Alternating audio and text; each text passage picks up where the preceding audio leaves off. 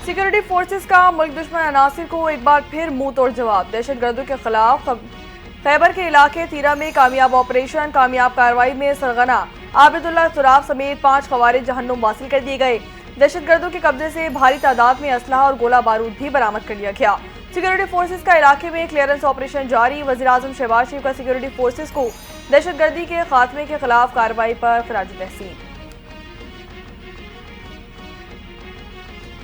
190 million pound case में बानी PTI को 14 साल कैद मुशक्कत की सजा सुना दी गई। बानी पीटीआई पर 10 लाख रुपए जुर्माना भी आयद कर दिया गया। केस में बुशरा बीबी को 7 साल कैद और 5 लाख रुपए जुर्माने की सजा सुना दी गई। जुर्माना न देने पर बानी पीटीआई को 6 माह और बुशरा बीबी को 3 माह की सजा होगी। 190 मिलियन पाउंड केस का तहरीरी फैसला जारी कर दिया गया। अदालत का अल-कादर यूनिवर्सिटी को सरकारी तहवील में लेने का हुक्म। अरियाला जेल से बुशरा बीबी को तहवील में ले लिया गया। पाकिस्तान तहरीक इंसाफ का 190 मिलियन पाउंड केस का फैसला आला अदालतों में चैलेंज करने का ऐलान। उमर अयूब की मीडिया से गुफ्तगू, कहा कि बानी पीटीआई और बुशरा बीबी को सजा सुनाए जाने की मजम्मत करते हैं। फैसले को आला अदलिया में चैलेंज करेंगे। शबली फराज का कहना था कि चोर लोग दंदनाते फिर रहे हैं, मासूम लोग जेल में हैं। अल-कादिर ट्रस्ट यूनिवर्सिटी में नबी करीम सल्लल्लाहु अलैहि वसल्लम की सीरत पढ़ाई जानी थी।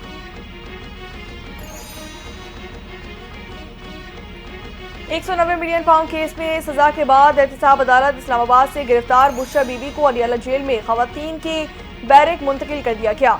जेल मुंतकिली से कबल साबिक खातून अव्वल का मुकम्मल तिब्बी मुआयना किया गया।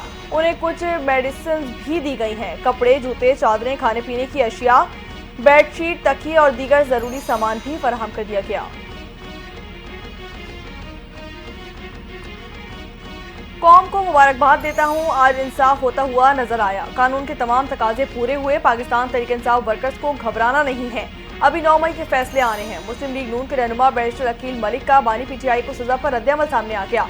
कहते हैं कि काबीना से बंद लिफाफों में मंजूरियां ली जाती थी। उनकी पार्टी के लोगों की ख्वाहिश थी कि इन दोनों को सजा हो। बानी पीटीआई को सजा पूरी अदलिया पर काला धब्बा है। मुजरा तो पहले से सजा के बारे में बता रहे थे। मुल्क को बनाना रिपब्लिक बना दिया गया। 190 मिलियन पाउंड फैसले के बाद साबिक वज़ीर आज़म शाहिद खान अब्बासी की रिहाइशगाह पर अपोजिशन रहनुमाओं की अहम बैठक। महमूद खान अचकज़ई, शाहिद खान अब्बासी और असद कैसर की मुश्तरका प्रेस कॉन्फ्रेंस।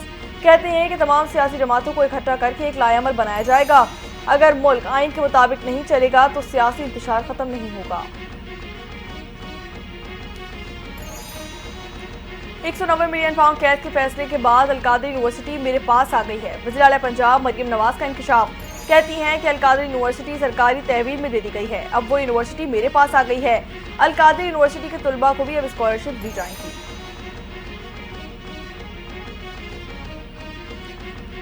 जुडिशल कमीशन का इजलास। इस्लामाबाद हाई कोर्ट में एडिशनल जजेस के लिए सेशन जज आजम खान और साबिक सदर इस्लामाबाद हाई कोर्ट बार राजा इनाम अमीन बिनहास को नामजद कर दिया गया। इजलास चीफ जस्टिस ऑफ पाकिस्तान गाया अफरीदी की जेर सदारत हुआ।